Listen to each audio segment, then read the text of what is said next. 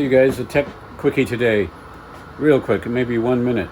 I've done this so many times and I've shown on my website the rear main seal, making sure that it's centered. The key is the housing needs to be centered.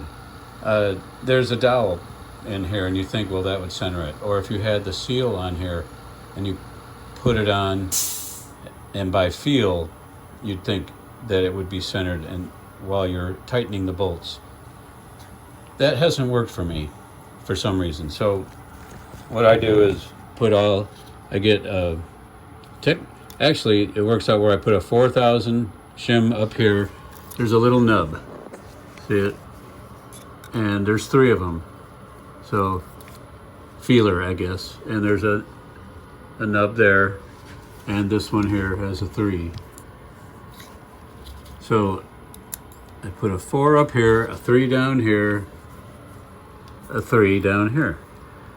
Then I tighten it up evenly.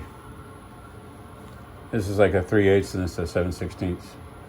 Different size bolts, but tighten it up, and a lot of times one of them will be really tight in there and it won't be even. Undo it, try it again.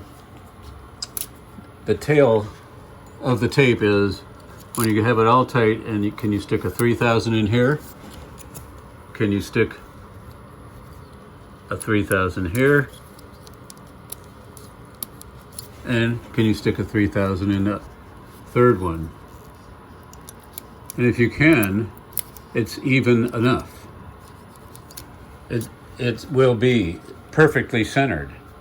Then you can put your seal on and there will be no rear main seal leaks in the one-piece rear.